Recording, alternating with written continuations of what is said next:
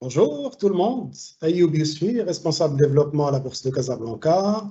Bienvenue au 5e et dernier workshop du cycle de conférences organisé par la Bourse de Casablanca et l'Association professionnelle des sociétés de bourse, la PSB. Donc pour rappel, on a déjà déroulé la revue macroéconomique avec CDG Capital. Nous avons également couvert les secteurs des mines avec SOG Capital Bourse, l'assurance avec BMCE Capital Research, la construction, la BTP avec Valoris Securities, les télécoms avec CDG Capital. Et pour aujourd'hui, nous aurons le plaisir d'accueillir Qassem Benjelloun, Equity Research Analyst au sein de CFG Bank, qui couvrira du coup pour nous la valeur Aradi Capital. Donc pour rappel, très rapidement, Aradi Capital, c'est une valeur qui pèse à peu près 4,8 milliards de dirhams de capitalisation boursière et affiche une performance depuis le début de l'année à 9,4, très exactement, contre moins 9 pour l'indice MASI. La valeur également affiche une hausse de 13,5% depuis son introduction fin 2020. Et je rappelle, juste avant de donner la parole à Sir Qassem, que les participants peuvent poser leurs questions sur l'espace questions et réponses. Sans plus tarder, à toi, Qassem. Bonjour à tous. Alors, bienvenue à ce webinaire et je voudrais commencer par remercier la PSB d'avoir organisé cet événement et de m'avoir donné l'opportunité d'y participer. Aujourd'hui, nous allons parler d'une valeur qui a intégré la bourse de Casablanca en décembre 2020. C'est l'avant-dernière IPO qui a connu la place juste avant TGCC. Aradi Capital est une foncière qui est en pleine croissance. C'est une foncière qui a entamé à partir de 2019 une stratégie de diversification importante dans le but de capter pleinement la croissance de secteurs autres que le secteur commercial, mais aussi pour profiter du dynamisme et de la restructuration qui est en train de connaître le secteur de l'immobilier locatif marocain. Alors, pour vous présenter Aradi Capital, nous allons commencer par voir quel est le portefeuille d'Aradi Capital et ses principaux indicateurs opérationnels. Nous allons par la suite faire un retour dans l'histoire et parler de l'historique d'Aradi Capital et comprendre, grâce à cela, quelles sont les motivations derrière la création d'Aradi. Nous décrirons son modèle économique. Nous ferons un bref commentaire sur son actionnariat. Puis nous passerons à voir quelles ont été les réalisations d'Aradi Capital sur les 5 à 6 dernières années. Et nous verrons également quels sont les investissements futurs d'Aradi Capital. Et nous finirons avec nos chiffres prévisionnels et notre recommandation sur les titres d'Aradi Capital. Alors, Aradi Capital est une foncière qui a pour activité d'acquérir et ou de développer des actifs immobiliers dans le but de les louer. Actuellement, Aradi Capital est présente dans 22 villes différentes du royaume à travers 30 actifs. Parmi ces 30 actifs, nous pouvons retrouver 3 centres commerciaux, 14 galeries commerciales, une unité industrielle de Yazaki et présente à Meknès, ou encore un fonds OPCI qui porte 103 agences bancaires BMCI, Et aussi, nous pouvons trouver la toute première clinique qui va marquer l'intégration du secteur de la santé, qui est l'hôpital privé d'El Jadida. Alors, en tout, nous avons un portefeuille de 391 000 m² de GLA, une valorisation estimée à 6,3 milliards de dirhams et un taux d'occupation qui est quasi optimal de 97%. Aussi, le taux d'endettement de la foncière est à 36% sur le ratio LTV ou Loan to Value. Alors sur cette slide, on va voir comment la foncière dispose d'un portefeuille qui est présent dans quasiment toutes les régions du pays.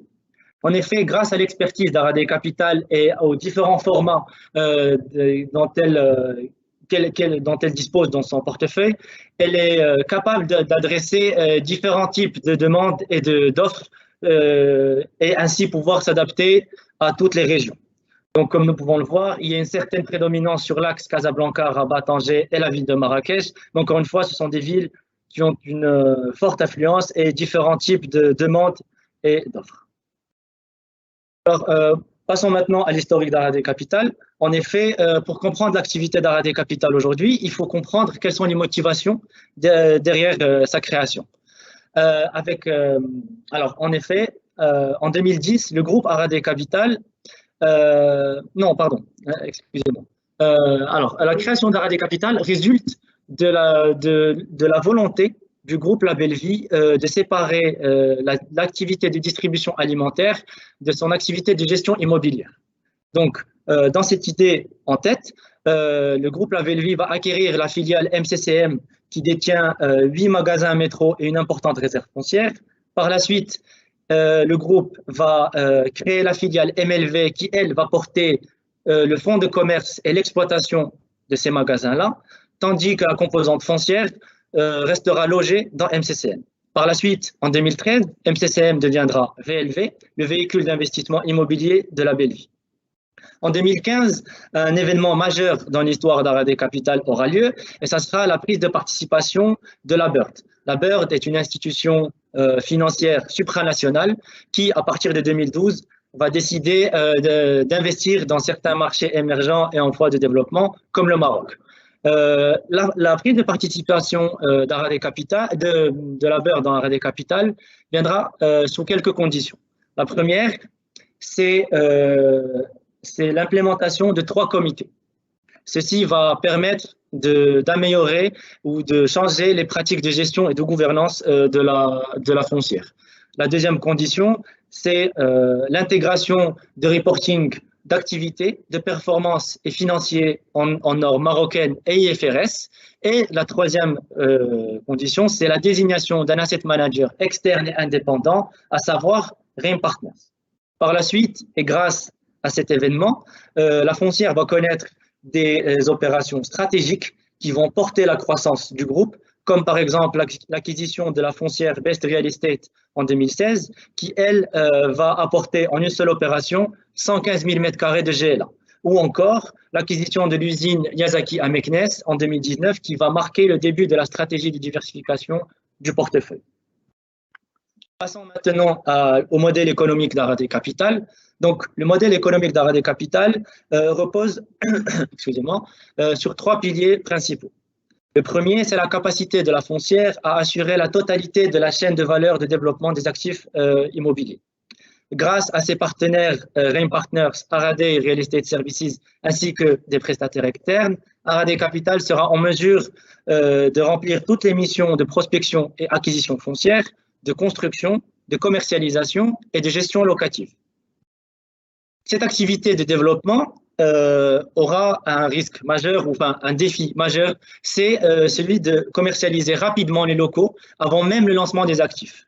En effet, le pouvoir commercialiser ces locaux de manière rapide va permettre à la foncière de préserver ses taux d'occupation et de générer une rentabilité dès les premiers jours du projet. À ce risque de commercialisation viendra s'ajouter le risque de non-respect des délais de livraison des projets ou le non-respect des budgets. Si ces 3 risques venaient à se matérialiser, alors là, on verrait que cela aurait un impact négatif sur le rendement du portefeuille.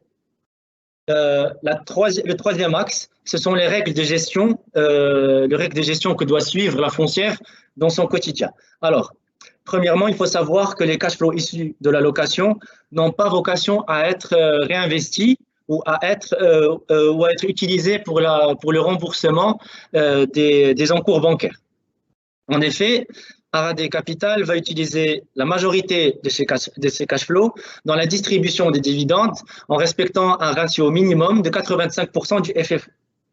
Ça, c'est la première condition.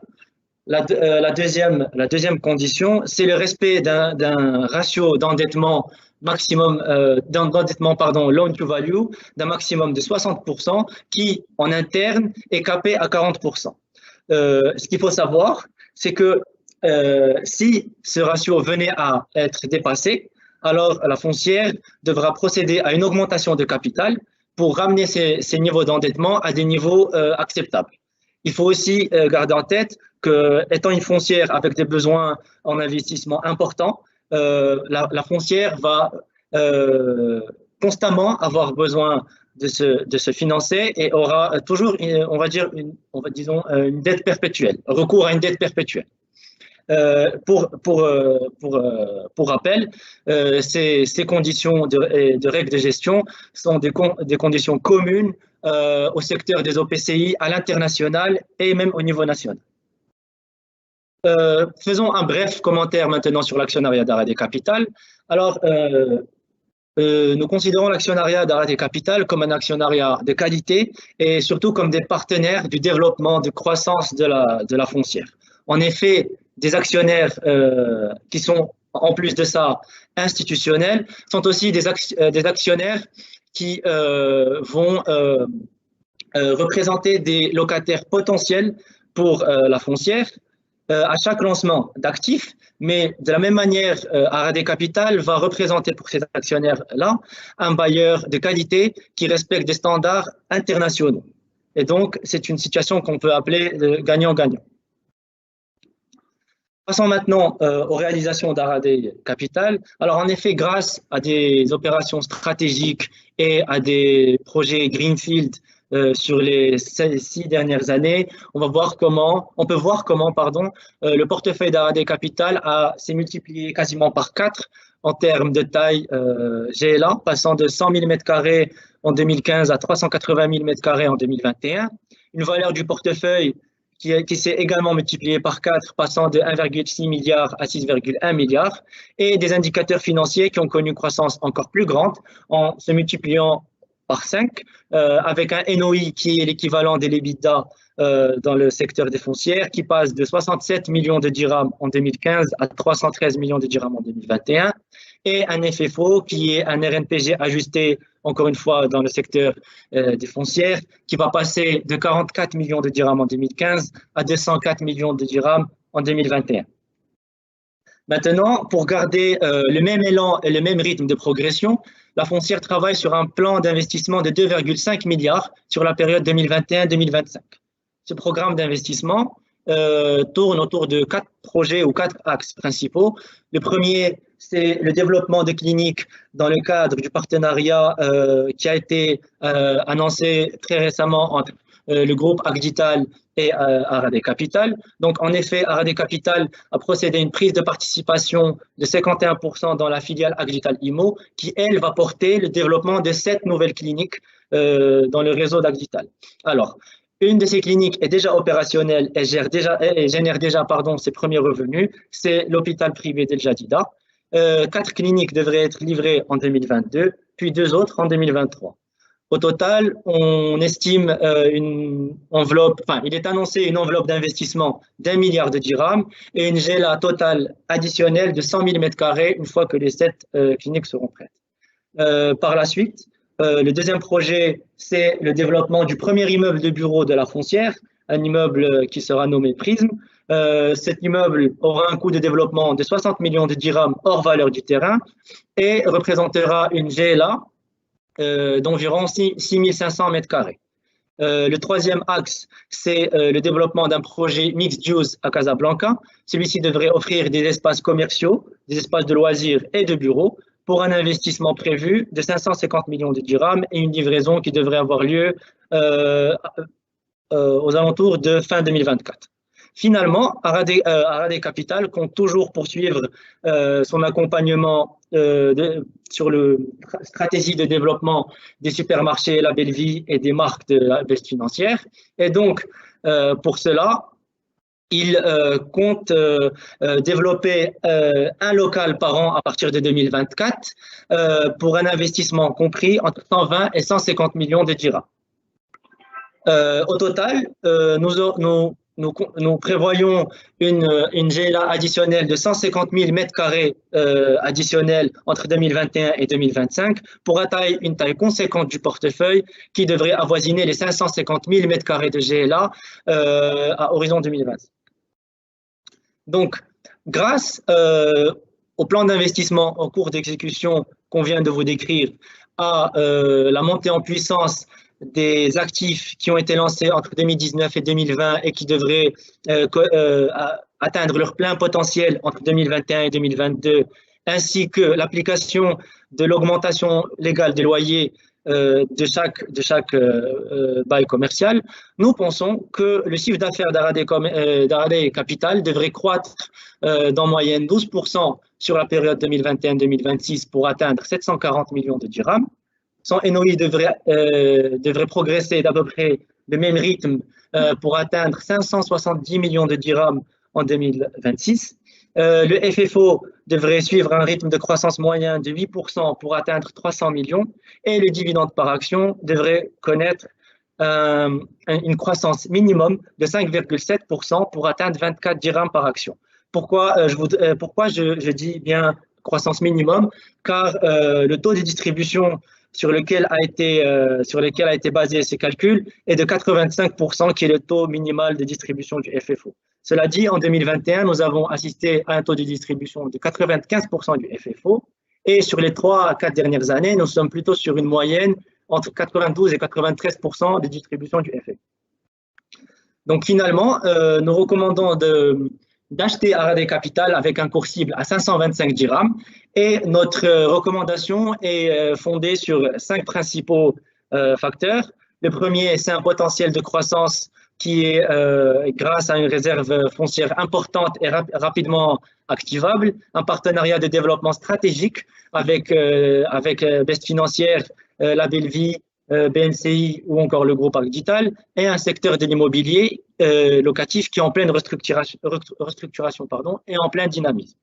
Le deuxième axe, c'est la qualité de sa gouvernance avec un asset manager externe et indépendant avec une grande expertise, mais aussi une gouvernance en ligne avec les OPCI nationales et internationales. Troisièmement, c'est le taux de distribution intéressant qu'offre Araday Capital avec un taux minimum de 85% du FFO, ainsi que une taille conséquente d'un portefeuille qui est composé de 30 actifs et un OPCI avec une GLA de 391 000 m². Ainsi, il faut aussi souligner que Araday Capital, s'il applique des règles de gestion d'OPCI, il n'a pas vocation à être une OPCI, mais plutôt un investisseur d'OPCI. C'est un point sur lequel il faut insister. Et finalement, donc, avec ces 4 facteurs qu'on vient de citer, nous pensons que Araday Capital représente une opportunité d'investissement qui est attrayante, car c'est une valeur alliant rendement et croissance, avec un programme d'investissement qui garantit aux actionnaires une croissance des revenus constante sur les prochaines années. Donc voilà, je vous remercie d'avoir assisté à ce webinaire, et si vous avez des questions, n'hésitez pas à les poser. Merci beaucoup, M. Hassan, pour cette excellente présentation. Je pense que l'argumentaire est clair et l'upside qu'on retient est au-dessus des 16% sur la base du cours de Araday aujourd'hui. Donc, je rappelle juste à nos participants qui peuvent poser leurs questions sur l'espace dédié à cet effet. Donc, en attendant, j'ai une première question, Qassem. Donc, quelles sont les perspectives de croissance du secteur de l'immobilier locatif au Maroc? Logique secteur global. Alors, ce qu'il faut savoir, c'est que le secteur de l'immobilier est en train de profiter de différents plans nationaux et d'une volonté du royaume à développer certains métiers et à améliorer, on va dire, améliorer son intégration dans les chaînes de valeur mondiales. Donc, dans cette optique-là, il y a aussi, comment dire, comme on peut le voir sur le dernier nouveau modèle de développement, certains secteurs, comme par exemple la santé, l'éducation ou l'industrie, sont des secteurs sur lesquels il faut mettre l'accent pour pouvoir les développer, et ce sont des secteurs qui ont un fort besoin en infrastructure. Donc, partant de ce postulat-là, et avec aussi, il ne faut pas oublier le dynamisme du secteur de l'OPCI, ce qui va arriver, c'est que les opérateurs vont avoir un besoin de séparer entre leur activité ou leur cœur de métier et la gestion immobilière.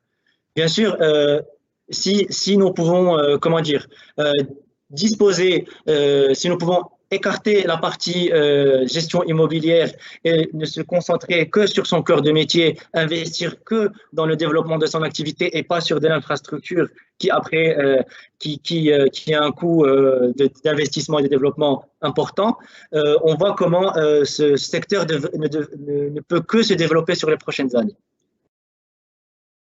Merci Qassem, ça c'est clair, effectivement. Une deuxième question sur le rendement de la valeur. Donc, quel serait, selon vous, le rendement cible pour cette valeur à moyen et long terme? Alors, quand on parle de rendement, oui, alors le rendement devrait être aux alentours de 4%. En même temps qu'une croissance de l'action qui est déjà avérée.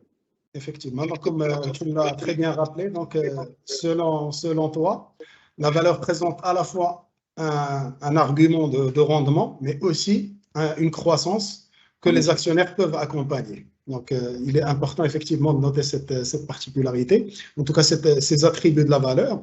Donc, une troisième question, est-ce que le contexte économique risque d'impacter l'entreprise? Et là, j'ai entre parenthèses hausse des prix, hausse des intrants et croissance faible. Alors, non.